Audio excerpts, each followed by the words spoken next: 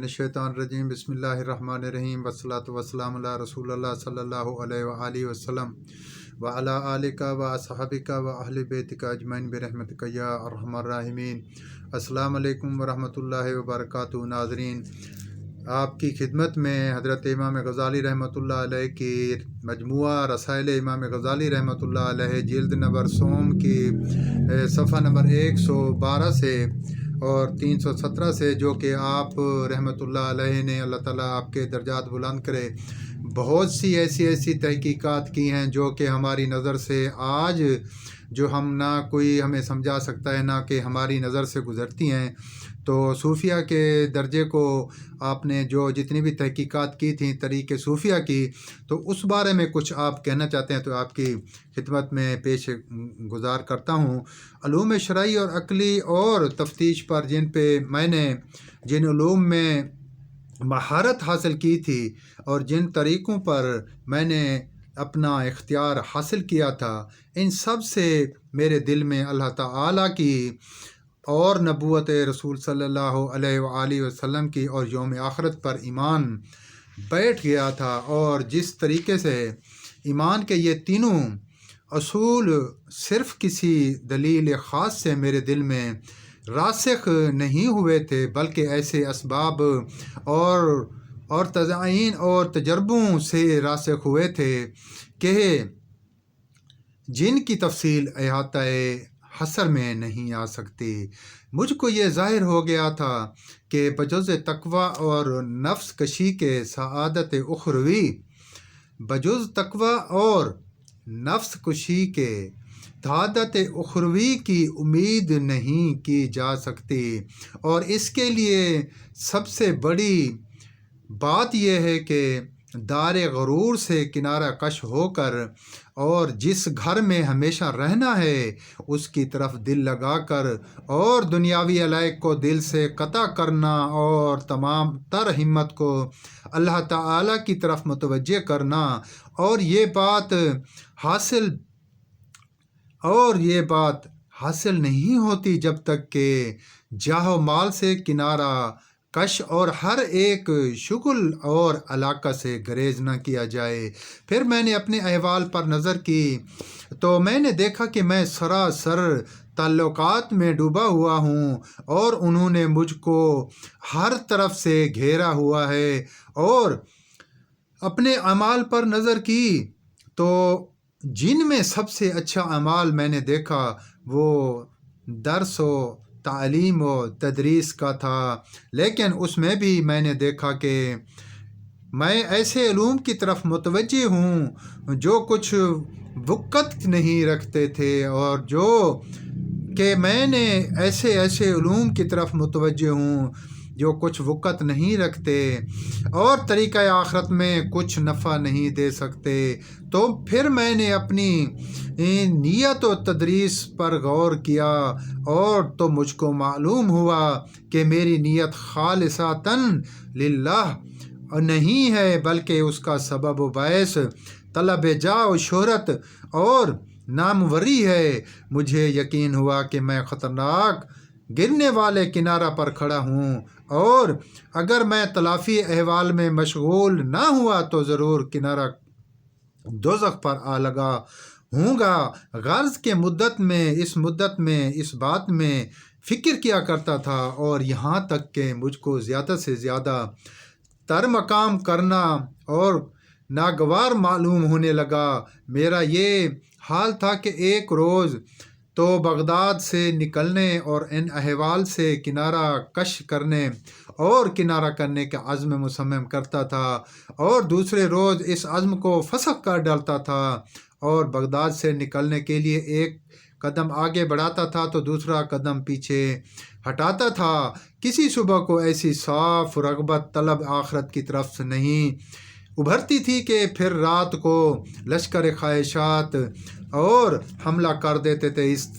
اس کو نہ بدل سکتا تھا اور نہ میں تبدیل کر سکتا تھا۔ لشکر احوال کے حملہ کر کے اس کو نہ بدل دیتے، اور یہ حال ہو گیا تھا کہ دنیا کی خواہشیں تو زنجیریں ڈال کر کھینچتی تھیں کہ ٹھہرا رہے ٹھہرا رہے، اور ایمان کا منادی پکارتا تھا کہ چل دے، عمر بہت تھوڑی ہے، تھوڑی سی باقی رہ گئی ہے، اور تجھ کو سفر دراز درپیش ہے، اور جو کچھ تو اب علم اور عمل کر رہا ہے وہ محض دکھاوے کا اور خیالی ہے۔ پس اگر تو اس وقت تک قطع تعلق اور قطع نہ کرے ان اعمال کو تو پھر کس وقت کرے گا؟ یہ بات سن کر شوق وہ بھڑک اٹھتا تھا اور عزم مصمم اور ہوتا تھا کہ سب کچھ چھوڑ چھاڑ کر بھاگ جاؤں اور کہیں نکل جاؤں۔ پھر شیطان آڑے آ جاتا تھا اور کہتا تھا کہ یہ حالت عارضی ہے، کہیں نہ نکل جاؤ۔ پھر شیطان آڑے آ جاتا تھا کہ حالت عارضی پر خبردار، اگر تو نے اس کا کہا مانا تو یہ حالت سری الزوال ہے۔ اگر تو نے اس پر یقین رکھا، یقین کر لیا، اور اتنی بڑی جاہ و شان و زیبا کو جو ہر طرح کے تقدر اور تغض سے پاک ہے، اور اس حکومت کو جو ہر قسم کے جھگڑے اور بکھیڑوں سے صاف ہے، چھوڑ بیٹھا، اور شاید پھر تیرا دل کبھی بھی اس حالت کی طرف عود کرنے کے شائق نہ ہو، اور تجھ کو اس حالت پر پہنچنا میسر نہیں ہونے کا۔ نہ پس ماہ رجب 488 ہجری کے شروع سے قریب 6 ماہ تک شہوات دنیا اور شوق آخرت کی کشاکشی میں متردد رہا، اور ماہ حال میں میری حالت اختیار سے باہر نکل گئی اور بے اختیاری کی وجہ تک پہنچ گئی کہ ناگہاں اللہ تعالیٰ نے میری زبان بند کر دی، اور حتیٰ کہ میں تدریس کا کام بھی نہ کر سکا۔ میں نے اپنے دل میں چاہا کہ ایک روز صرف لوگوں کو تدریس کا کام لوگوں کی خوش کرنے کے لیے کروں گا، اور دوسرے دن لوگوں میں، لیکن میری زبان سے ایک کلمہ نہیں نکلتا تھا، اور بولنے کی مجھ میں کوئی ذرا سی بھی قوت نہیں تھی، اور زبان میں اس طرح کی بندش ہو گئی تھی کہ جیسے دل میں ایسا رنج و اندوہ پیدا ہو گیا تھا کہ اس کے سبب سے قوت ہاضمہ بھی جاتی رہی، اور کھانا پینا سب چھوٹ گیا، اور کوئی پینے کی چیز حلق سے نہیں اترتی تھی، اور ایک لقمہ تک ہضم نہیں کر سکتا تھا۔ آخر اس حالت میں تمام قواس میں اور جو بدن کے تھی ضعف طاری ہو گیا، جسم ضعیف ہو گیا، کمزور ہو گیا، اور یہاں تک کہ نوبت پہنچی کہ تمام اتباع علاج نے، ڈاکٹروں نے، طبیبوں نے مایوس ہو گئے اور کہا کہ کوئی حادثہ دل پر ہوا ہے اور قلب سے مزاج میں سرایت کر گیا ہے، اور اس کا علاج بجز اس کے کہ قلب سے مزاج میں سرایت کر گیا اور کچھ نہیں ہو سکتا کہ دل کو غم اندوہ سے راحت دی جائے، اسے خوش کیا جائے۔ جب میں نے دیکھا کہ میں عاجز اور بالکل بے بس ہو گیا ہوں تو میں نے بھی اللہ تعالیٰ کی طرف اسی لاچار آدمی کی طرح جس کو کوئی چارہ نظر نہیں آتا التجا کی۔ اللہ تعالیٰ نے جو ہر ایک لاچار کی دعا سنتا ہے، بے بس کی دعا سنتا ہے اور فریاد کرنے والے کی فریاد کو سنتا ہے، تو میری فریاد کو بھی اللہ تعالیٰ نے سنا، اور اس نے جاہ و مال اور بیوی اور بچہ اور دوستوں سے دل ہٹانا آسان کر دیا۔ میں اپنے دل میں سفر شام کا عزم رکھتا تھا، اور لیکن بائیں خوف کے مبادا کہ کہیں خلیفہ اور تمام دوست اس بات سے واقف نہ ہو جائیں۔ میرا ارادہ شام میں قیام کرنے کا ہے، اور میں نے لوگوں میں مکہ کی طرف جانے کا ارادہ مشہور کیا۔ یہ ارادہ کر کے میں بغداد میں کبھی واپس نہ آؤں گا۔ وہاں سے بالتالیف الخیل نکلا اور تمام ائمہ اہل عراق کا ہدف تیر ملامت بنا، کیونکہ ان میں ایک بھی ایسا نہیں تھا جو اس بات کو ممکن سمجھتا کہ جس مناسبت پر اس وقت میں ممتاز تھا منصب پر، اور اس کے چھوڑنے کا کوئی سبب دینی ہے ہی نہیں، بلکہ وہ یہ جانتے تھے کہ سب سے اعلیٰ طرح کے نتیجہ نکالنے لگے۔ جو لوگ عراق سے فاضلہ پر رہتے تھے، فاصلہ پر، تو انہوں نے بھی یہ گمان کر لیا تھا اتنے فاصلے کے بعد کہ میرا جانا باعث خوف حکام میں ہوا ہے، لیکن شاید وہ کہتے تھے کہ حکام سے ڈر کر جو لوگ خود کو حکام کے پاس رکھتے تھے رہتے ہوئے، انہوں نے بھی اپنی آنکھ سے دیکھا تھا کہ وہ حکام کس قدر اسرار کے ساتھ میرے ہمراہ تعلق رکھتے تھے، اور میں نے اس سے ناخوش تھا اور ان سے کنارہ کش رہتا تھا، اور ان لوگوں کی باتوں کی طرف میں دھیان نہیں دیتا تھا، اور یہ سوچ کر لوگ آخر یہ کہتے تھے کہ یہ ایک امر سماوی اور اللہ تعالیٰ کی مرضی ہے، اور کچھ بھی نہیں ہے اس کا سبب سوائے اس کے کہ اہل اسلام خصوصاً زمرہ اور علماء کو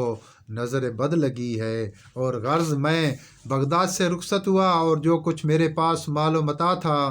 تو وہ سب تقسیم کر دیا میں نے، اور اپنے گزارا اور بچوں کی خوراک سے زیادہ کچھ جمع نہیں کیا تھا، حالانکہ مال عراق میں اور بسبب اس کے کہ مسلمانوں کے لیے وقف ہے، ذریعہ حصول خیرات و حسنات ہے، اور میری رائے میں دنیا میں جن چیزوں کو عالم اپنے بچوں کے واسطے سے لے سکتا ہے، ان چیزوں میں سے اس مال سے بہتر اور کوئی شے نہ ہوگی۔ پھر میں ملک شام میں داخل ہوا، اور وہاں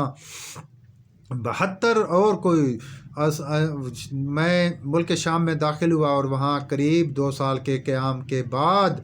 بجوز عزلت اور خلوت اور ریاضت اور مجاہدہ کے مجھ کو اور کوئی کام شغل نہ تھا، کیونکہ جیسا کہ میں نے علم صوفیہ سے معلوم کیا تھا کہ ذکر الہی کے لیے تزکیہ نفس اور تہذیب اخلاق اور تصفیہ قلوب میں مشغول رہنا تھا۔ بس میں مدت تک مسجد دمشق میں متقف رہا، اور مینار مسجد پر چڑھ جاتا تھا، اور تمام دن وہیں رہتا، اور اس کا دروازہ بند کر لیتا تھا۔ وہاں سے بیت المقدس میں آیا، اور ہر روز مکان صخرہ میں داخل ہوتا تھا، اور اس کا دروازہ بند کر لیا کرتا تھا۔ پھر مجھ کو حج کا شوق پیدا ہوا، اور زیارت خلیل علیہ السلام سے فراغت حاصل کرنے کے بعد زیارت رسول اللہ صلی اللہ علیہ وآلہ وسلم کی برکات مکہ و مدینہ شریف سے اور کرنے کا اس جوش دل میں اٹھا۔ چنانچہ میں حجاز کی طرف روانہ ہوا، اور بعد دلکش کے اور بچوں کی محبت نے وطن کی طرف کھینچ کر بلایا، سو میں وطن کو واپس آیا۔ کچھ گو مجھ کو وطن آنے کا ذرہ بھی خیال نہ تھا۔ وہاں بھی میں نے گوشہ تنہائی اختیار کیا تاکہ خلوت اور ذکر خدا کے لیے تصفیہ قلب کی طرف رغبت ہو۔ پھر حوادث زمانہ اور کاروبار عیال اور ضرورت معاش میرے مقصد میں خلل ڈالتی تھی، اور صفائی خلوت اور مقدور ہو جاتی تھی، اور صرف اوقات متفرقہ میں دل جمعی اور نصیب ہوتی تھی۔ لیکن باوجود اس کے کہ میں اپنی اس امید اور قطع نہیں کرتا تھا کہ اگرچہ سوا انعامات مجھ کو اپنے مقصد سے دور پھینک دیتے تھے، مگر میں پھر بھی انعامات کو نہ دیکھتا تھا، اور میں اپنا کام کرنے لگتا تھا۔ غرض کہ 10 سال تک یہی حال رہا، اور اسی اثناء خلوت نشینی میں مجھ پر ایسے امور کا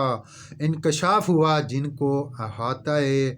حد و حساب میں لانا ممکن نہیں ہے، اور چنانچہ ہم اس میں سے کچھ بغرض فائدہ ناظرین کے لیے بیان کر دیتے ہیں۔ مجھ کو یقینی طور پر معلوم ہو گیا کہ صرف علماء صوفیہ سالکان اور راہ خدا ہیں، اور ان کی سیرت سب سیرتوں سے عمدہ ہے، اور ان کا طریق سب طریقوں سے سیدھا، اور ان کے تمام حکمہ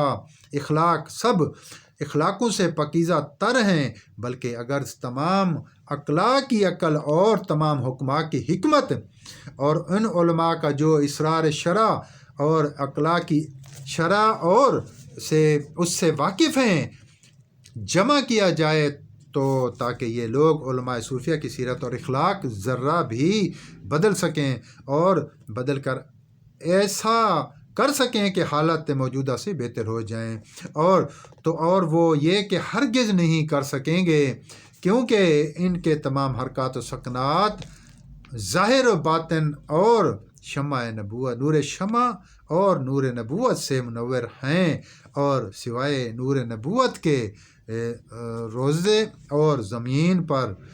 آرزوئے زمین پر کوئی ایسا نور ہے ہی نہیں جس کی روشنی طلب کرنے کے قابل ہو۔ اس طریقہ کے سالک جو کہ بیان کرتے ہیں، من جملہ اس کے ایک امر طہارت ہے، اور اس کی سب سے اول شرط یہ ہے کہ قلب کو ما سوائے اللہ کے کلی طور پر پاک کیا جائے، اللہ تعالیٰ کے اور صرف بندے کے ذہن میں اور دل و دماغ پہ اور صرف اللہ تعالیٰ کا